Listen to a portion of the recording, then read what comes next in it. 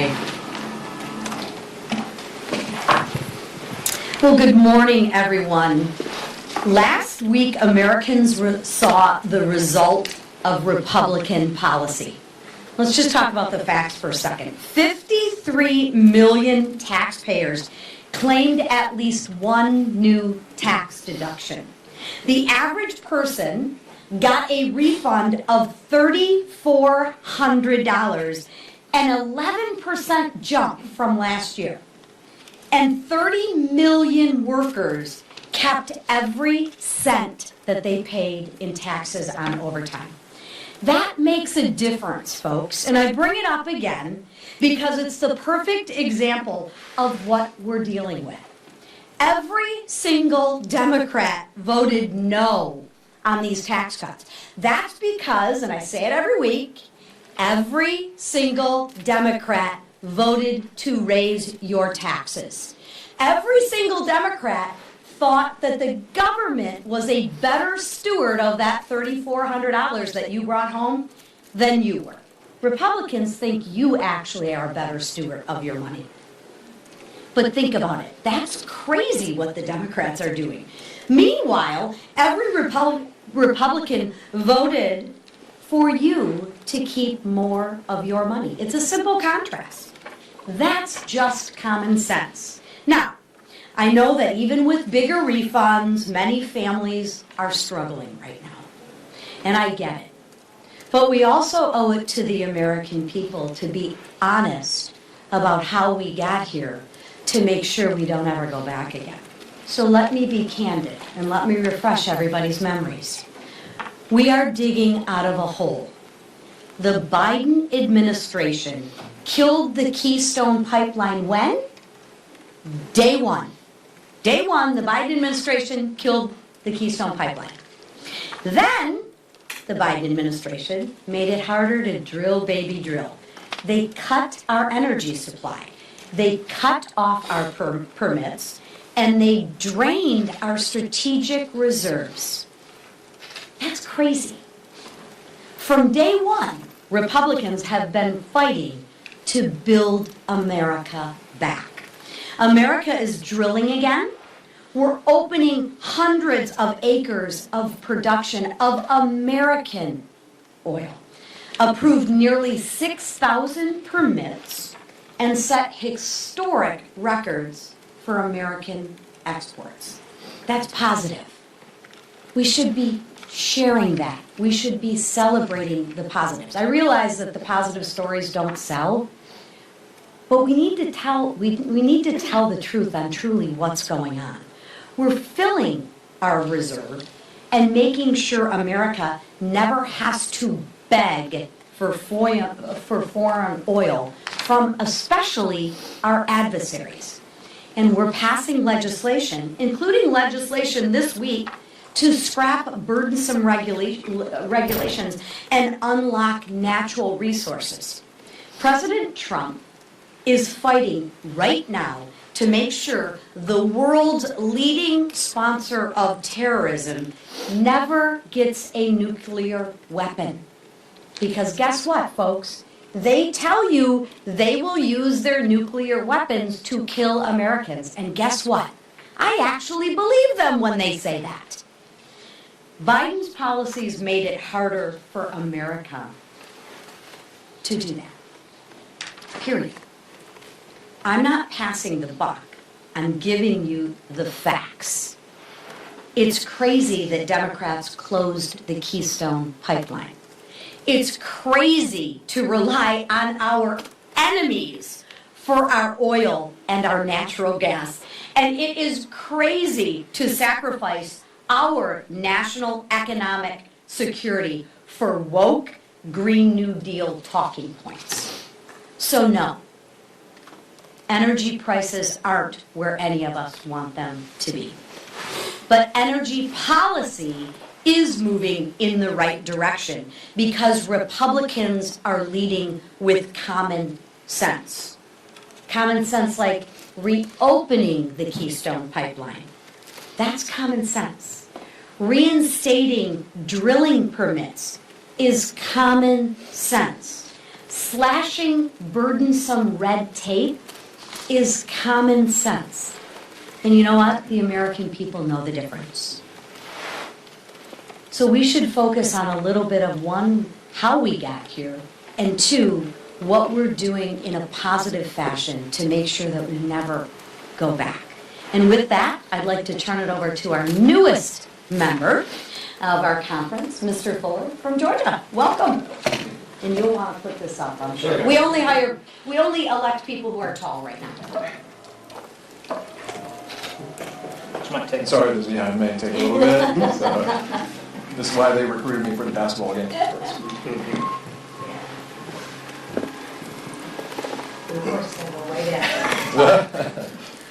Well, good morning, everyone. I am the new guy. My name is Clay Fuller. I'm representing the mighty 14th District of Georgia. And I grew up in Appalachian communities and rural communities, and for far too long, Washington, D.C. has ignored those communities. It's something that was so eloquently put by our Vice President, J.D. Vance, in Hillbilly Elegy. And those good folks on Main Street and in rural communities in Appalachia, they don't have a lobbyist. And I'm so happy to be here on Capitol Hill to not only fight for them and be a warrior for those communities and be a warrior for rural America and for Georgia 14, but I'm also so happy to work for a president who cares and loves about those communities. And I'm so honored to be part of a Republican leadership team who cares about those communities and are fighting for those communities with great policy and legislation that they've been putting forth in Congress recently. And so this resolution is to make sure that we understand just exactly what this great leadership team is doing and the Republican conference is putting forward to fight for rural communities and Appalachian communities like mine. And so I just want everyone here to know that I'm going to be a warrior for those communities and for Georgia 14, and so is this Republican leadership. It's my honor of a lifetime to represent them and to be part of this leadership team to fight for those forgotten communities. Thank you.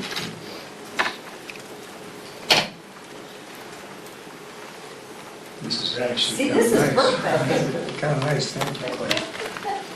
Well, another day and another headline about a certain congresswoman's not-so-stellar record of honesty and competence. Last year, Ilhan Omar's financial disclosure revealed skyrocketing wealth.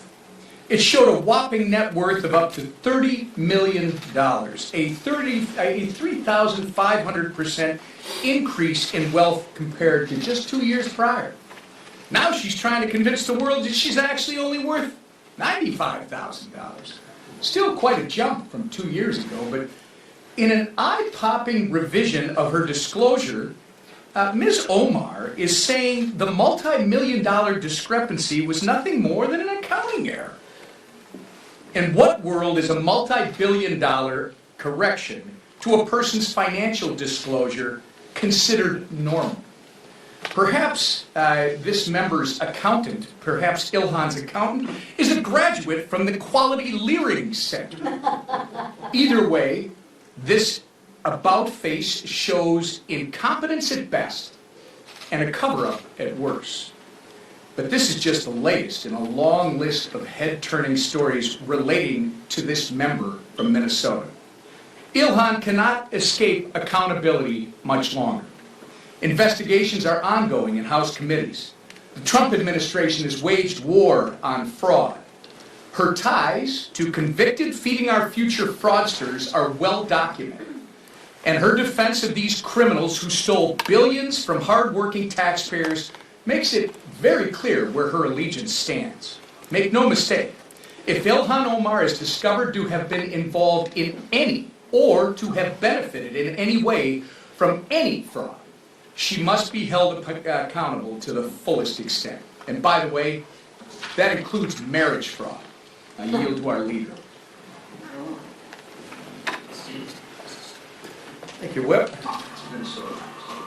Yeah, right. Well, it's another week where House Republicans are bringing bills to the floor to make life more affordable for hardworking families. And if you look at some of the bills that we're bringing this week, more bills to cut red tape. I think families all across America know that Washington usually spends a lot of time at a lot of these federal agencies adding mountains of red tape that just jack up the cost of doing everything in their daily lives. And people are fed up with it. The good news is Republicans are doing something about it. We're bringing bills to reform these laws, to cut red tape in Washington. President Trump did that starting day one, signing executive order after executive order to cut some of the mountains of red tape that Joe Biden added, that were adding so much cost to people's lives. If you just go look at the thousands of rules and regulations that Joe Biden added during his 4 years in office, it added an extra $15,000 per household in extra cost for families. Think about that. A family who's struggling is spending an extra $15,000 to pay for Washington red tape. Now, most families think that that is insane and crazy, and it is. The good news is Republicans are doing something about it. Democrats fight us every step of the way, and that's fine. You're going to be able to see more votes on the House floor that show you where people stand when it comes to allowing families to have more money in their pockets.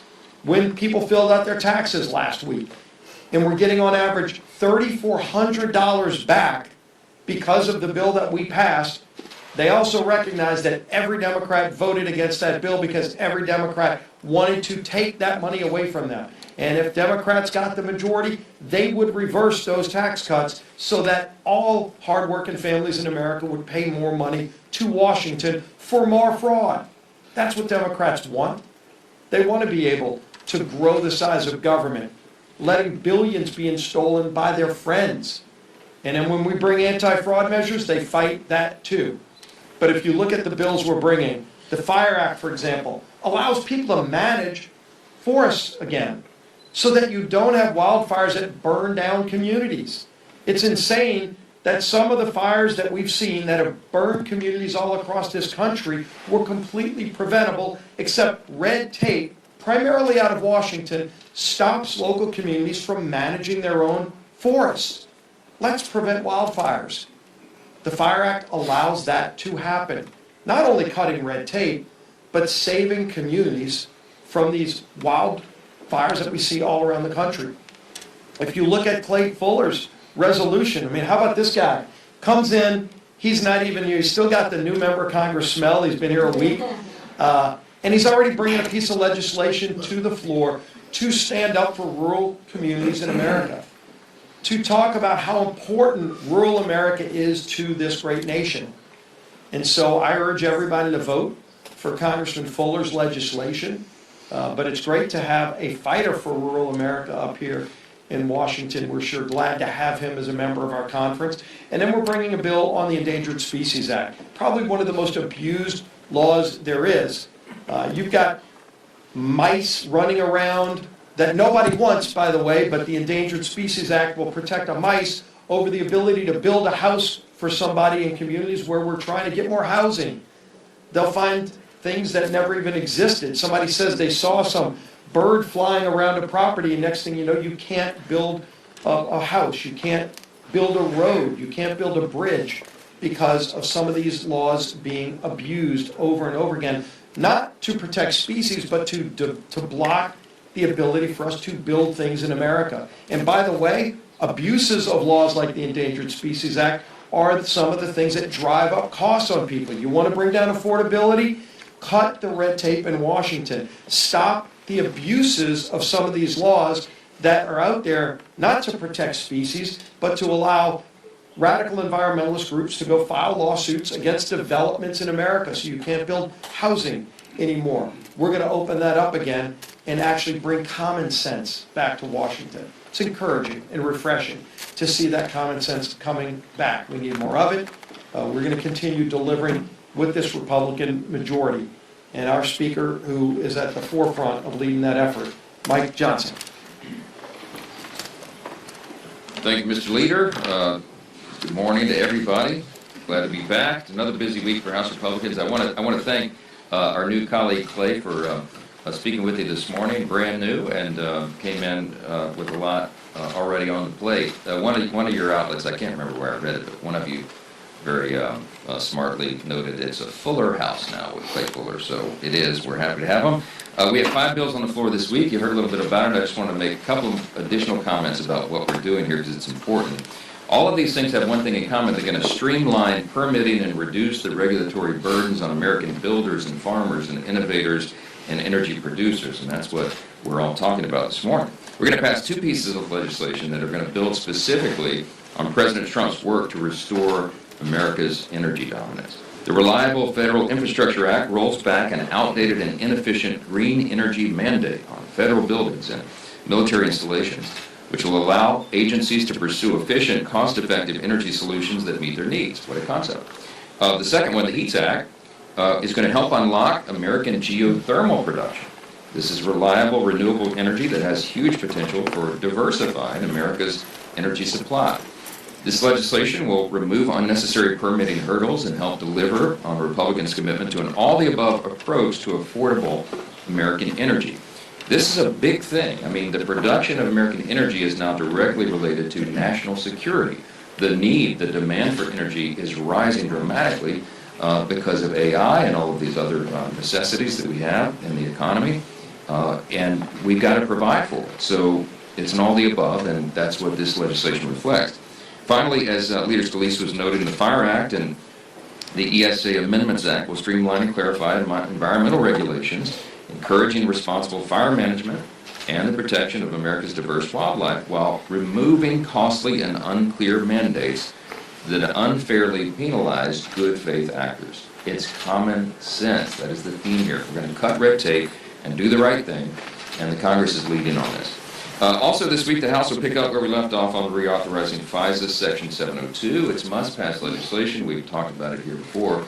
It preserves the Trump administration's ability to kill terrorists and to prevent attacks on our homeland. This provision of law was created after 9/11, and frankly, one of the reasons we've not had another 9/11 on our shores is because we have this important tool. Congress was able to pass a short-term extension of Section 702 last week, and we're going to continue to work out a longer-term extension. We're confident that we'll be able to find strong bipartisan consensus that builds off of the really meaningful reforms that we included in the legislation the last time we reauthorized it. We did that in 2024. 56 reforms, and they're working just as we planned. And we were successful because that was a sensible set of changes. Countries like Russia and China are waging new forms of cyber and intelligence warfare. And of course, as Iran and its proxies threaten the U.S. and our allies, it just bears repeating that this is no time to degrade in any way our ability to protect the homeland and our people. And this is an essential piece of that, an essential component, and failure on it is just simply not an option. With regard to the continued shutdown of Homeland Security, it's shameful. Republicans are sprinting to end the Democrats' shameless shutdown of our Homeland Security Department. And I'm relieved to report this is finally the beginning of the end of this, because Democrats decided to walk away from our bicameral, bipartisan appropriations package that they themselves helped negotiate. That was 2 months ago. They have now left it to us. Republicans are going to be forced to do the responsible thing of ending this shutdown on our own. It's unthinkable to me, but this is where they are. The Democrats have decided they will not fund. They want $0 to secure the border. They want $0 to enforce federal immigration law. That's where they are. It's been 2 months of partisan obstruction, 2 months of chaos in American airports, 2 months of missed paychecks for hundreds of thousands of faithful employees in the Department of Homeland Security, which I note all the time is the 3rd largest department in our government. And when we do this, here's the great irony of it, Democrats are going to get absolutely nothing for their dangerous game they played here. Republicans in the House and the Senate recognize that funding for the security of America's homeland isn't some political football. The Democrats seem to think it is. And that's why through a targeted and narrow reconciliation process, we will fully fund the agency, including ICE and CBP, for 3 years into the future. This is great news for every American who supports secure borders and safe communities and chaos-free airports. In the coming days, the House will be working closely with the Senate as they commence on that reconciliation process. And it should not be forgotten that Democrats shut down the 3rd largest department of the federal government with all of its 10 agencies charged with keeping everybody safe. And they did that for political purposes. They've kept it shut down for over 2 months now. We're on day 65. It's the longest in history, because they'd rather reopen the border than pay our hardworking men and women of our law enforcement. They would rather defund the police than pay our TSA workers at the airport. They would rather endanger the American homeland than fund basic immigration enforcement. I've said it before, I'll say it again. You heard the theme here this morning. You'll hear it all the way through the election cycle. Our politics have now entered a new era. It's called common sense versus crazy. Republicans return to common sense versus Democrats just madness. This shutdown is a shameful episode in the history of the Democrat Party. This is not our father's Democrat Party. Watch what happens. We administered the oath to a member last night who has some pretty far left positions. We expect more of that to come from that party, and it's not where the American people are. And it's yet another example of their preference for open borders and dangerous communities over the safety and security of American citizens. So I answer a couple questions. I have a question for you about the DHS funding. So some of your colleagues told me that they're concerned that the Senate won't provide a good bill that would be able to pass on the House floor. What level of confidence do you have that your caucus will go along with that partial funding after the Senate acts on reconciliation? We'll get there. We have to. We've got to make sure that the homeland is protected, and there's been lots of consternation amongst lots of members about how this evolved.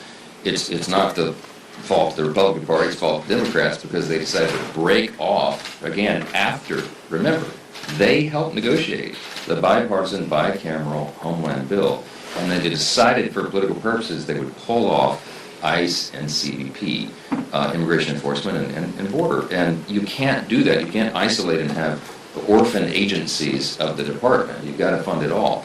Well, they've determined to do that, which means we've got to use a reconciliation vehicle in order to fund those critical components. But we'll figure this out. We've got lots of discussions today and in the coming days to make sure that we can get that through, and I think we will, and I certainly hope it's bipartisan. If you're a Democrat in the House or Senate, do you want to go down on the record of just saying, I want zero funding to close the border? You might remember, border security was the #1 issue in 2024. The only reason people aren't up in arms about it at the moment is because we solved the problem. But Democrats want to reopen it. That's what that means. Ask them. Wait a minute, hold on. Ask the Democrats in the Senate and the House. You want zero funding for border security? That means it reopens. That's what that means. On that bill, I mean, take your point on the bill, but the White House is paying DHS employees right now, but Roosevelt and the administration have warned they're going to run out of money for that. So is there any chance of passing that bulk of DHS bill before reconciliation if there seems to be progress on that, to avoid another lapse and to get most of the department running? The sequencing is important. We've got to make sure that we don't isolate and, as I say, make an orphan out of key agencies of the department. And there's some concern on our side that if you do the bulk of the department first before that, then they could be left out. We can't allow for that. So we're working through that. The sequencing is important, and the language of the legislation is important as always, and we'll get there. Just take a minute. Mr. Speaker, thank you, Mr. Speaker. Do you have faith in the House Ethics Committee? It's really the only avenue that members can police one another up here on Capitol Hill, yet there are still reports of misconduct, reports of inappropriate relationships, and there have been investigations that have been ongoing for months with no resolution in sight. Do you have faith in the committee? Yeah, let me say this about the House Ethics Committee. This has been, this committee and this cycle and the last cycle, I mean, this has been, the last two Congresses have been very busy for the Ethics Committee.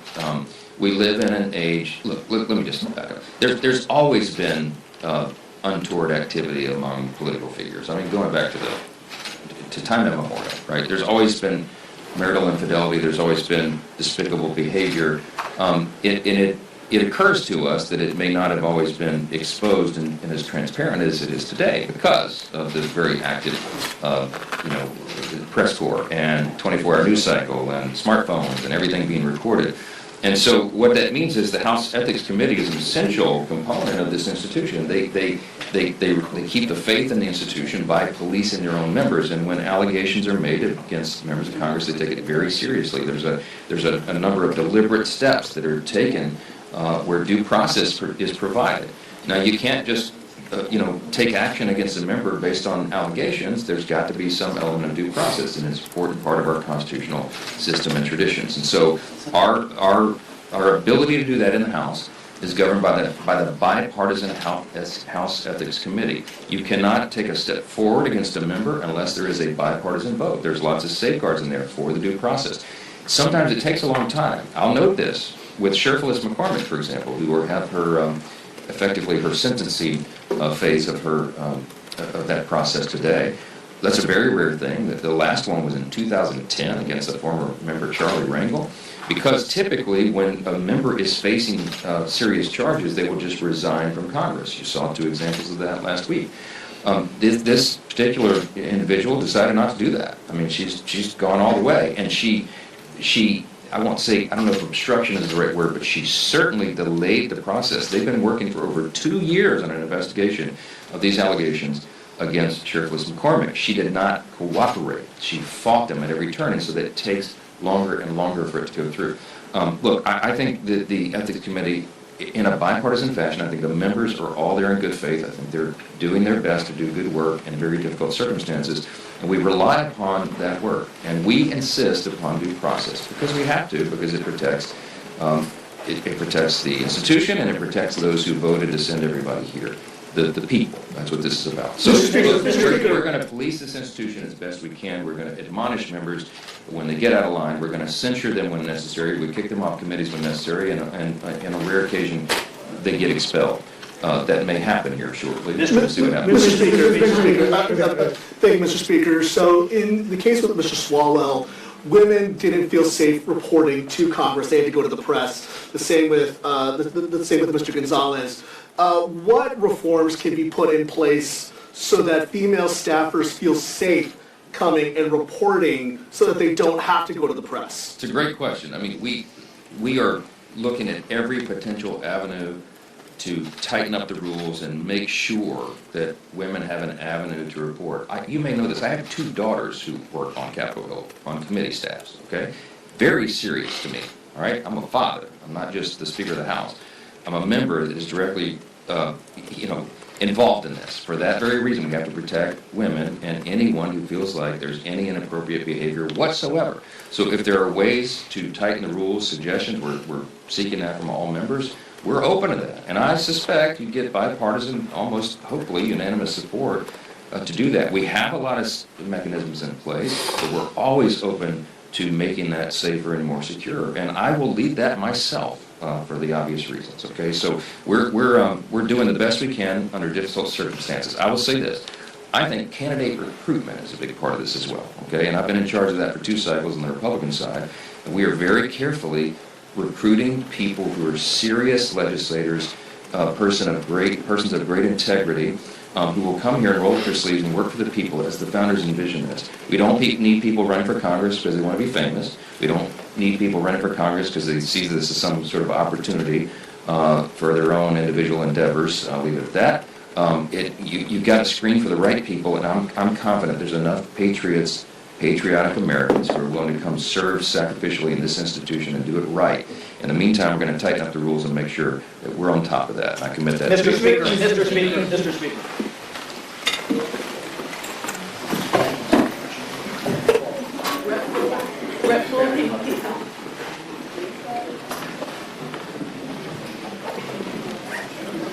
I didn't give it too long a time. I didn't realize it was done on the